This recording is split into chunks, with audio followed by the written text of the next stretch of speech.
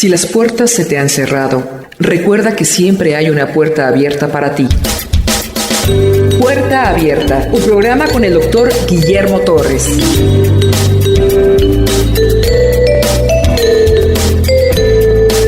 Juan capítulo 12.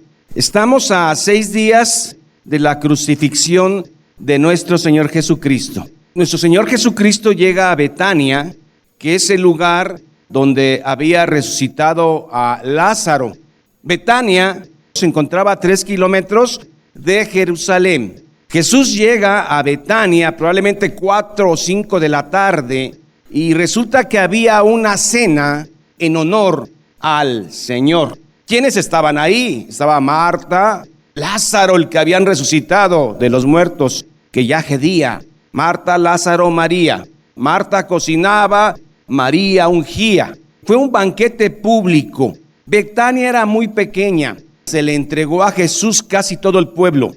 Hubo gente del Sanedrín presente ahí observando todo, porque ya habían decidido matar a Jesús. Pero por supuesto que no lo hacían porque era un banquete para el Señor en ese momento. Era sábado, un sábado antes de la crucifixión de Cristo. Por eso el texto dice en Juan capítulo 12, vayamos, 6 días antes de la Pascua, el jueves, 6 días antes de la Pascua, un sábado, vino Jesús a Betania, donde estaba Lázaro, el que había estado muerto 4 días, y a quien había resucitado de los muertos, y le hicieron allí una cena. Marta servía, Lázaro era uno de los que estaba sentados a la mesa con él. Entonces María ungía. Esta María siempre tuvo la mejor parte, siempre a los pies de Jesús, cachando las palabras del Señor Jesús para su propio corazón. María sirve para el reino, sí, por supuesto, es la adoración. Marta sirve para el reino, por supuesto, es la acción. Las dos sirven, las dos aman a Jesús, igual que Lázaro. María tomó una libra de perfume de nardo puro.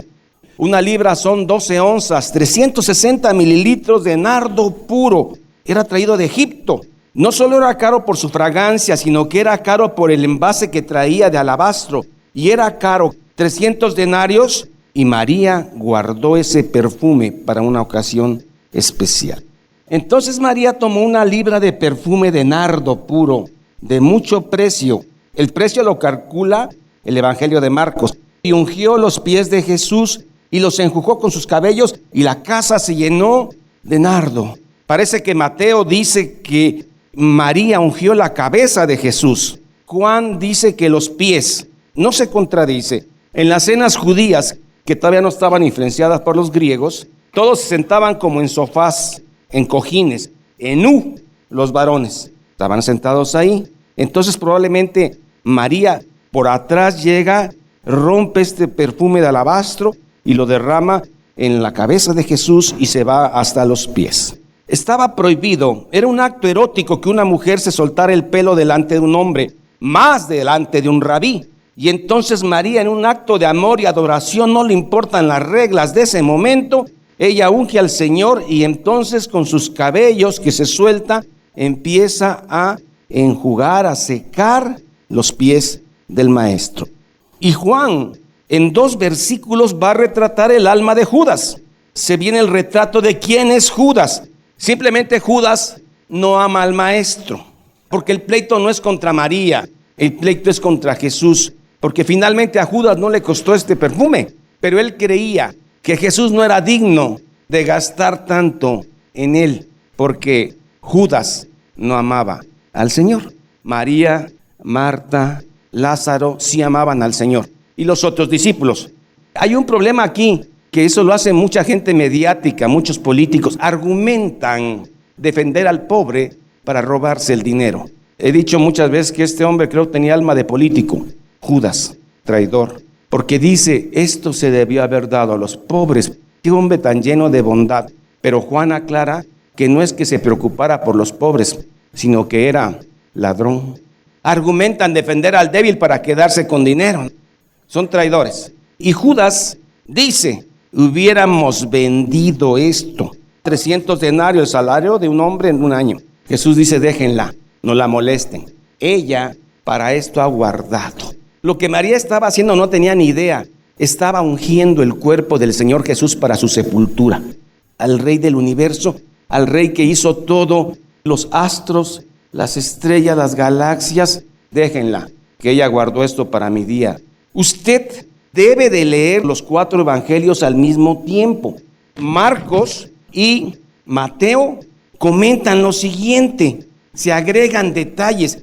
Aparte de Judas, hubo otros discípulos que dijeron, sí, cierto, se debió haber vendido esto y darlo a los pobres. A mí me da la impresión que Judas es el que empieza a meter el comentario, qué desperdicio. Sí, cierto, ¿verdad? Algún otro discípulo allá. Y finalmente es Judas el que argumenta, se hubiera dado a los pobres. También otros estaban inconformes. Mateo agrega algo, la cena fue en la casa de Simón el leproso, no el fariseo. Hay otra mujer que unge a Jesús en Galilea, nada más que esa mujer es ramera. Jesús dice, al que ama mucho, mucho se le perdona. Pero ahí estaban en la casa de otro Simón, el fariseo, por eso se confunden. Pero no es el mismo acto. Esta mujer derrama el perfume al Señor al principio de su ministerio. Y esta mujer, que es María, derrama este perfume 6 días antes de la Pascua, cuando Jesús es crucificado. No es lo mismo. Mateo dice que la casa fue en Simón, el leproso. Seguramente Jesús lo curó, porque usted no iría a la casa de un leproso en actividad. Entonces este hombre ya estaba sano. Mateo agrega que no solo Judas se enojó, algunos discípulos sin discernimiento simpatizaron con Judas. Mateo 26, del 6 al 13. Y estando Jesús en Betania, en casa de Simón el leproso, vino a él una mujer, María, con un vaso de alabastro de perfume de gran precio y lo derramó sobre la cabeza de él. Al ver esto, los discípulos, no solo es Judas, lo que pasa es que cuando un Judas se mete, contamina a otros. Al ver esto, los discípulos se enojaron diciendo, ¿para qué este desperdicio? ¡Qué ingratitud! Ellos habían visto lo que Jesús hacía, el Hijo de Dios, el Hijo del Hombre, y consideran, es mucho gasto. Sí, está bien, hay que apoyar un poco, pero no tanto. Es mucho gasto. Está bien, puedes ir el domingo, pero ya otro día entre semana es mucho gasto. Y así se la lleva uno, es mucho gasto, es invertir mucho perfume desperdiciado. Porque esto podía haberse vendido a gran peso y haberse dado a los pobres. ¡Ay, qué buenos me salieron! Y entendiéndolo, Jesús les dijo, ¿por qué molestáis a esta mujer? Pues ha hecho conmigo una buena obra. Y además creo que Mateo agrega que esto se va a enseñar en todo el mundo, lo que esta mujer hizo. Porque siempre tendréis a los pobres con vosotros, pero a mí no siempre me tendréis. Primero hay que entender por qué hay pobreza. Si el mundo es rico, con sus selvas, sus bosques, ríos, mares, el mundo es rico, suficiente. ¿Por qué hay pobreza? Por la injusticia humana, por la maldad humana. Los grupos que dominan este mundo solo piensan en ellos, no les importa el pobre. Los hijos de los pobres no son dignos de recibir misericordia. Los únicos que se valen la pena son sus hijos. Un político mexicano, la quimioterapia la cambió con agua, para que los niños con cáncer recibieran agua en lugar de quimioterapia. Porque él no considera que los hijos de otro merezcan eso. Los suyos sí. Injusticia y pobreza. Jesús dijo, siempre, hasta que el mundo sea, habrá injusticia y por lo tanto va a haber pobres. Jesús en Deuteronomio está mandando apoyar a los pobres, a las viudas y a los huérfanos y a los extranjeros. Pero está diciendo, a los pobres siempre lo tendréis, mas la luz del mundo no siempre estará con ustedes. Vendrá el Consolador, por supuesto, el Espíritu Santo. Pero a mí, la luz, no siempre me tendréis. Porque al derramar este perfume sobre mi cuerpo lo ha hecho a fin de prepararme para la sepultura. Faltan unos 6 días para que Cristo sea crucificado. Marcos sí calcula cuánto cuesta, porque aquí Juan no. Marcos 14, 3, 9. Pero estando él en Betania, en casa de Simón el leproso, sentado a la mesa vino una mujer con un vaso de alabastro. Él agrega el alabastro de perfume de nardo puro de mucho precio. Y quebrando el vaso de alabastro se lo derramó sobre su cabeza. Y hubo algunos, no solo fue Judas, que se enojaron dentro de sí y dijeron, ¿para qué se ha hecho este desperdicio de perfume? Podría haberse vendido por más de 300 denarios. Marcos sí agrega el precio y murmuraban contra ella. Pero es importante leer los 3 o los 4 evangelios donde estén las citas. Por ejemplo, la entrada triunfal a Jerusalén, los 4 evangelios lo abordan. Pero vayamos al texto.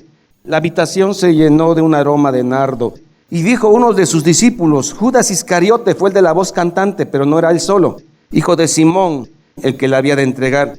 ¿Por qué no fue este perfume vendido por 300 denarios?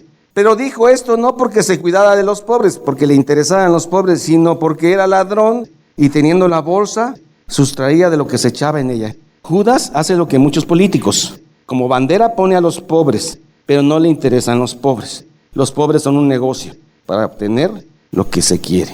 Entonces Jesús dijo: déjala, no la molesten. Para el día de mi sepultura he guardado esto, porque a los pobres siempre los tendréis, mas a mí no siempre me tendréis. Jesús es ungido este sábado en Betania. Juan agrega otra cosa. Los fariseos y los saduceos estaban tan molestos porque mucha gente estaba jalando a Jesús. Es más, a este banquete comunitario en la casa de Simón el leproso, mucha gente de Jerusalén fue, incluyendo fariseos. Y ahí Juan relata que el plan para matar a Jesús no era único. También querían matar a Lázaro, porque era un testimonio muy fuerte de que Jesús era el Mesías. Saduceos y fariseos no se tientan el corazón. Dicen que son descendientes de Abraham, hijos de Dios, pero Jesús ya les dijo que son hijos del diablo. Si fueran descendientes de Abraham, me amarían. No oyen mi palabra porque no son mis ovejas. Queda claro. Y aquí se evidencia. Quieren matar no solo a Jesús, también a Lázaro. Gran multitud de los judíos supieron entonces que él estaba allí, Betania. Y vinieron no solamente por causa de Jesús, sino también a quien había resucitado de los muertos. Pero los principales sacerdotes acordaron dar muerte también a Lázaro, porque a causa de él muchos de los judíos creían. Que Dios nos libre de un religioso que no tema a Dios, porque son peligrosísimos. Porque en el nombre de Dios te roban, en el nombre de Dios te matan, en el nombre de Dios hacen todas las maldades posibles. Vayamos a la entrada triunfal a Jerusalén. Se acabó el sábado, ¿de acuerdo? Cenaron. ¿Dónde durmieron? En Betania. Hoy es domingo, llamado el Domingo de Ramos. Probablemente sale de Betania como a las 9 de la mañana. Llega a Jerusalén como a las 12, 1 de la tarde. Jesús sale con un gran contingente de Betania, pueblito. Se le entregó a Jesús. Se va a Jerusalén 3,5 kilómetros. Y un gran contingente de Betania lo sigue. Los apóstoles, Marta, Lázaro y toda esa gente. Una multitud viene a Jerusalén. Los judíos son enterados. Entonces Jesús asciende el monte Olivet o el monte de los olivos y empieza a descender.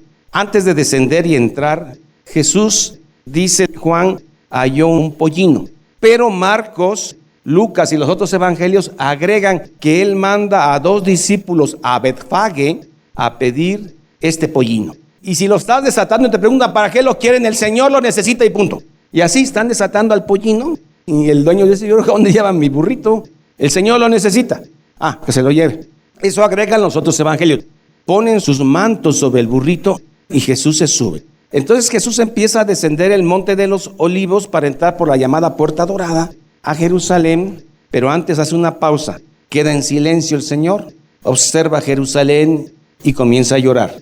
Dice: Jerusalén, que matas a los profetas, si conocieras hoy el día de tu visitación. Y entonces Jesús empieza a ver el año 70, cuando Roma destruye Jerusalén. Tus hijos serán azotados en las paredes y no quedará piedra sobre piedra. Roma destruyó y quemó el templo. Había tanto oro en el templo que el oro se derritió y se metió entre las piedras. Por eso levantaron piedra sobre piedra para sacar el oro. Y se cumplió la profecía que Jesús hace su entrada. Después de llorar, Jesús empieza a descender para entrar a Jerusalén. Y entonces el contingente que venía con él se une con otro contingente que sale de Jerusalén. Jerusalén en Pascua era de 1,5 millones a 2 millones de gente. Era un hormiguero. Y entonces la caravana que viene con Jesús se une con la caravana que sale de Jerusalén a recibirlo. Es un gentío. Y de pronto empieza a haber una explosión de alegría, una explosión de júbilo, una explosión por desear ser libre de los romanos. Y dicen: ¿quién es este? Es el que los resucitó a Lázaro. Es el profeta de Galilea que ha hecho tantos milagros. Entonces él es el rey. Sí, él es el rey. Y empiezan a cantar los salmos Jalel, del 113 al 118. Hosana, hosana al que viene en el nombre de David. Hosana es: salva a Dios ahora, sálvanos ahora. Y entonces ellos dijeron, llegó el Cristo, el Mesías. Nos queda muy claro que los romanos hasta aquí llegaron. Y probablemente Jesús hasta va a levantar el templo con una mano. Va a destruir a los romanos. Y los judíos volveremos a ser los campeones del mundo, como en la época de David, como en la época de Salomón. Hosana al rey que viene en el nombre de Yahvé. Jesús se da cuenta que esta misma gente que hoy el domingo lo vitorea, esta misma gente el viernes va a gritar, crucifícalo. Así son las multitudes. Y Jesús empieza a entrar. El domingo, él se encuentra a la viuda dando sus 2 monedas blancas en el tesoro, que era el lugar de las mujeres. Jesús ahí dicta 3 parábolas.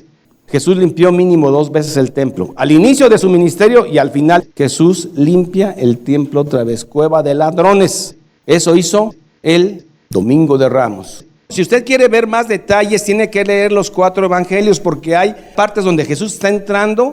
Bendito el que viene en el nombre del Señor. Calla a esos discípulos. Jesús dice, si ellos callan, las piedras van a hablar. Luego también cuando él entra, están unos jóvenes y empiezan a gritar, aleluya, el que viene en el nombre del Señor. ¿Quiénes son estos niños que describe la Biblia? Son judíos que acudían a su primera Pascua a los 12 años. Señor, ¿ya oíste lo que están diciendo estos niños? Y entonces Jesús cita el Salmo 8:2. Todo esto lo agrega los otros evangelios. Tienen ustedes que estudiar los otros evangelios en la entrada triunfal. Salmo 8:2 dice, Jesús le dice, de la boca de los niños y de los que maman fundaste la fortaleza a causa de tus enemigos para hacer callar al enemigo y al vengativo. Jesús les recita esto porque los jovencitos de 12 años estaban alabando a Cristo. Y luego hay algo muy interesante que lo van a encontrar en los otros evangelios. Cuando Jesús entra al templo ese domingo, sana a cuanto cojo, ciego se encuentra en el templo. Y aún así no creyeron. Se regresa a Betania. Finalmente son 3 kilómetros. Para ellos caminar 3 kilómetros es como usted caminar 2 cuadras. Marcos capítulo 11, verso 11. Hay que seguirle los pies al Señor en esta semana. Y entró Jesús en Jerusalén y en el templo. Y habiendo mirado alrededor de todas las cosas, ya aquí había limpiado el templo, ya había dictado 3 parábolas. Como ya anochecía, el domingo de Ramos se fue a Betania. El lunes regresa al templo. Y antes de entrar al templo, Jesús encuentra una higuera. Tiene hambre y no hay higos. Y entonces Jesús maldice la higuera. Unos dicen que la higuera se secó en ese momento. Pero vemos en los otros evangelios que el martes pasan de nuevo por ahí y la higuera ya está seca. Y la higuera representa a Israel, que no lo recibió. Pues vámonos al texto. Jesús pide un burrito y eso creo que no les gustó a muchos, incluyendo a Judas. Porque en lugar de entrar con un caballo blanco, que es signo de poder, entra con un burrito, que así entraba la gente que quería paz. Zacarías 9:9. Alégrate mucho, hija de Sión. Sión es Israel. Da voces de júbilo, hija de Jerusalén. He aquí tu rey vendrá a ti, justo y salvador, humilde, cabalgando sobre un asno, sobre un pollino, hijo de asna. Se cumple cabalmente como gran cantidad de profecías. Verso 20. Unos griegos buscan a Jesús. Los griegos son gentiles y están buscando a Jesús. Le dicen a Felipe, Señor, preséntanos a tu maestro. Queremos hablar, ver, conocer. Eran griegos convertidos al judaísmo.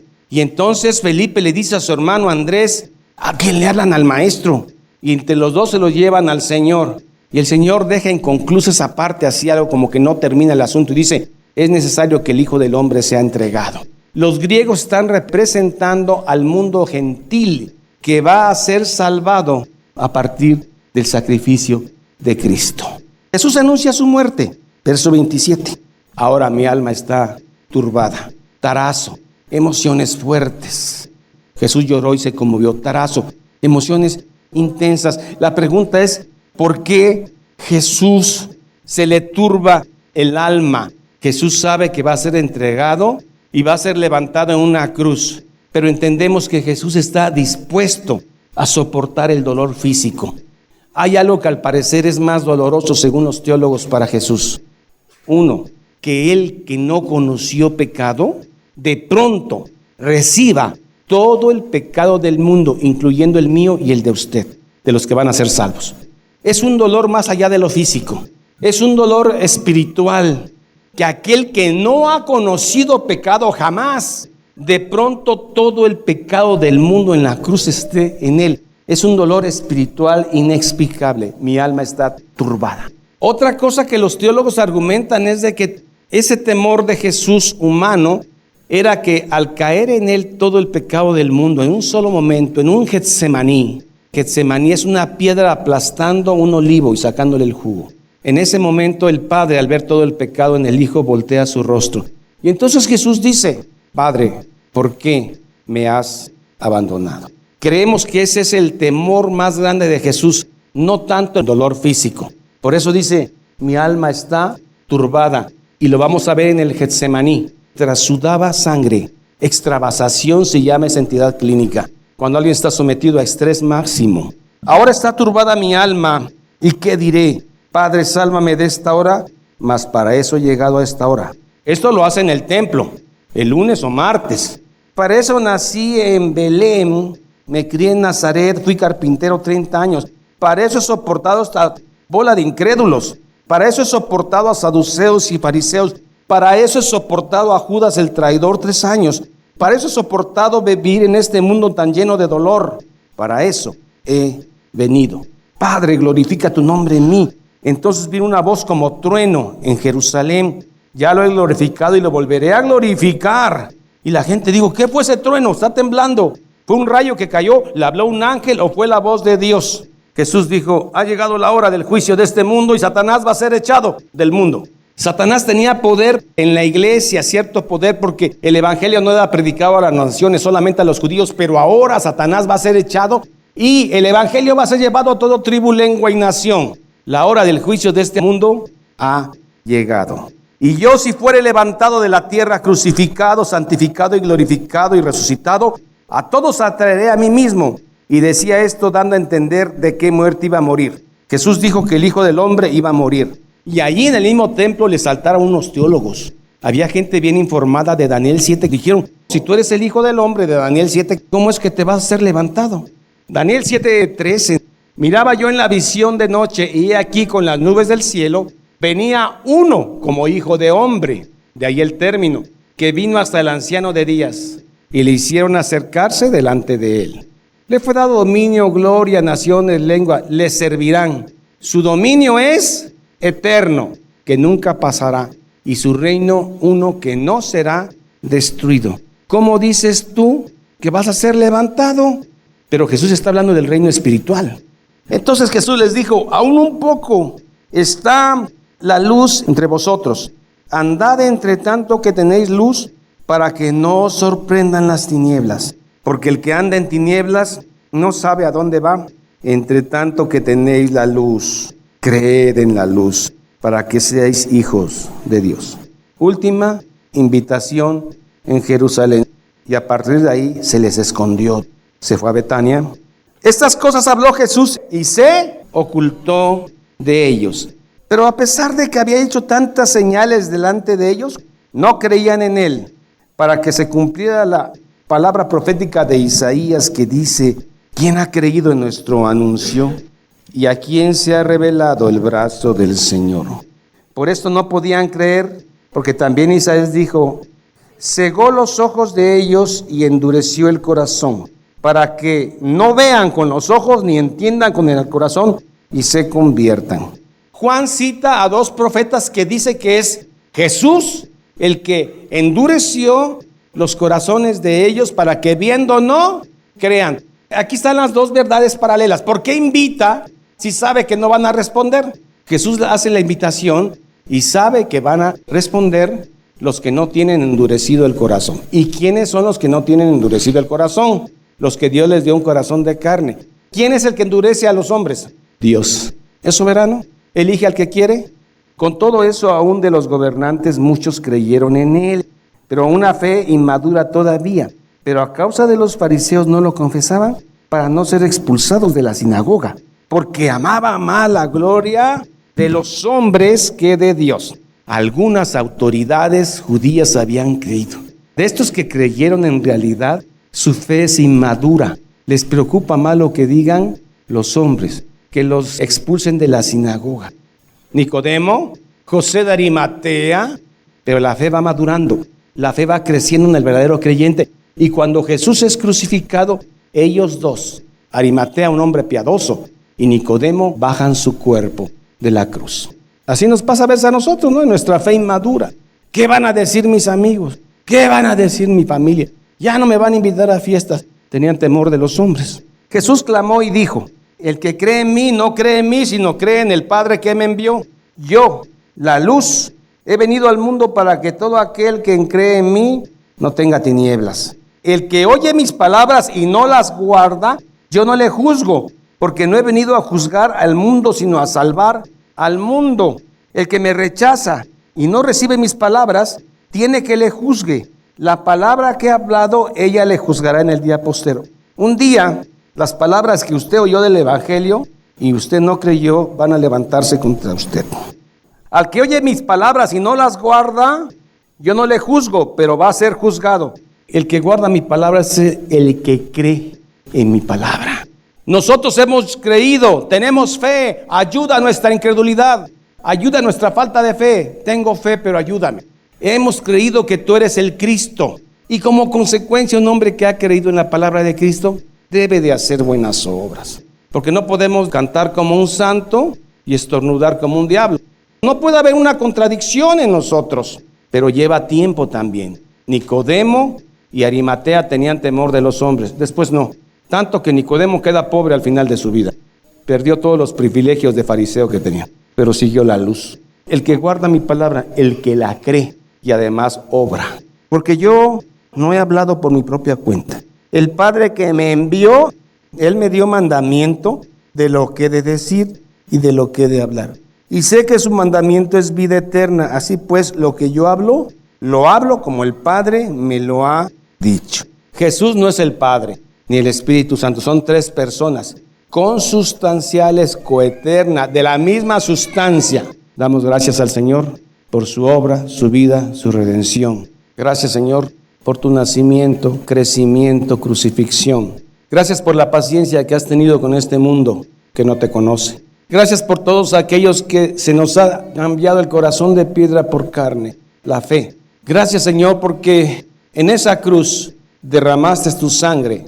Tu costado fue roto, salió agua y sangre, y esa sangre preciosa es la que nos lava de nuestro pecado. Tu palabra, tu sangre, tu sacrificio a favor nuestro en el día postrero.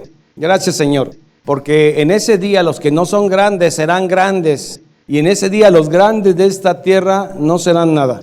Gracias por tu sangre preciosa, tu cruz, tu Getsemaní. Gracias por tu bondad infinita. Oramos siempre en el nombre del Padre, del Hijo y del Espíritu Santo. Amén y amén. Jehová es mi pastor, nada me faltará. En lugares de delicados pastos me hará descansar. Junto a aguas de reposo me pastoreará. Confortará mi alma. Me guiará por sendas de justicia por amor de su nombre. Aunque ande en valle de sombra de muerte, no temeré mal alguno, porque tú estarás conmigo. Tu vara y tu cayado me infundirán aliento. Aderezas mesa delante de mí en presencia de mis angustiadores. Unges mi cabeza con aceite, mi copa está rebosando. Ciertamente el bien y la misericordia me seguirán todos los días de mi vida, y en la casa de Jehová moraré por largos días. Salmo 23. Esta es la paz que Dios te da a través de su palabra. Busca un grupo de personas que te ayuden a leer e interpretar la Biblia. Te invitamos a escuchar el programa Puerta Abierta con el Dr. Guillermo Torres, pastor de la iglesia La Familia de Dios. Todos los días por esta estación.